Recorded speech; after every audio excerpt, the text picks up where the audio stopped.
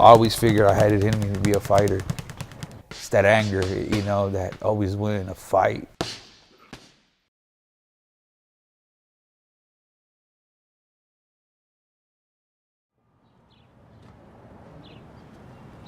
My name is Gilbert Alvarado. I grew up in the San Fernando Gardens, also known as the Projects.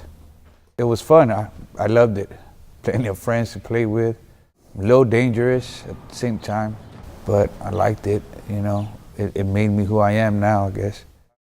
I grew up with 3 brothers, 3 older brothers, 2 older sisters, and a baby sister, and a younger sister of mine. I learned a lot, mainly from my brothers.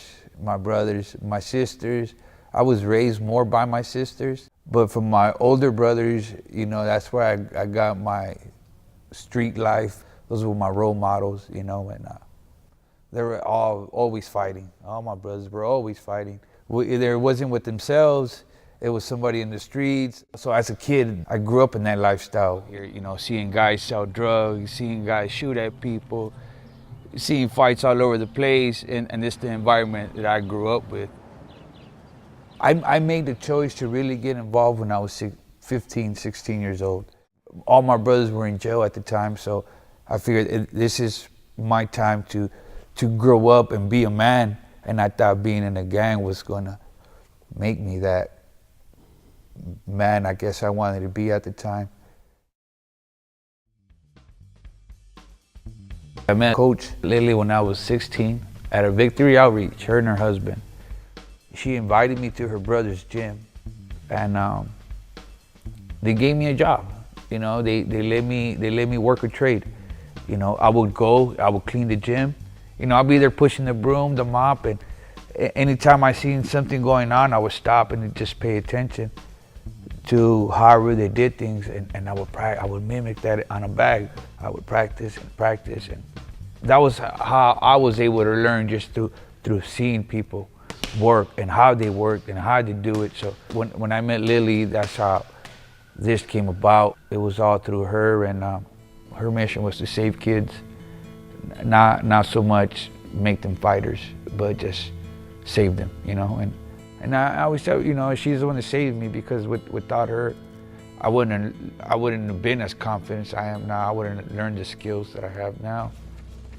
I know I still have a lot of work to do in the streets, because the real fight, that's where it's at. It's in the streets. But now that I'm trying to become a coach, I'm trying to fight so I could have a relation and understand what my kid is going through in the ring. And you know, if you could relate, and then you could change, you could help, you know, and that's the most important. I feel like it's my responsibility to bring change. It's trying to fight for who they are, you know what I'm saying, and try to be there for whatever need they need of me. I try to run them down as hard as I can, and so they could just go home, eat, and just relax their legs. You know, I make sure they run, they're hitting the bags, they do their squats, their sit-ups. We do mitts, we do sparring, and yeah, I try to tire them all out as much as I can. That is the game plan. The response that I've gotten from the kids, they like me. You know, as hard as I am on them, they know it's for a reason, and I get nothing but good vibes from everybody. You know, everyone tells me, you know, what a good job I'm doing, that what I'm doing is great for the kids, for the community. So I get a lot of good feedback, you know, it motivates me.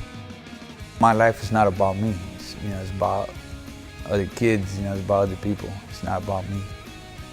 I have my fun, I have my share of me, you know what I'm saying? And it's time for me to give back. Just 10 fights, that's it. I'm 1-0 right now, I'm 1-0, so that's the plan. Try to stay undefeated.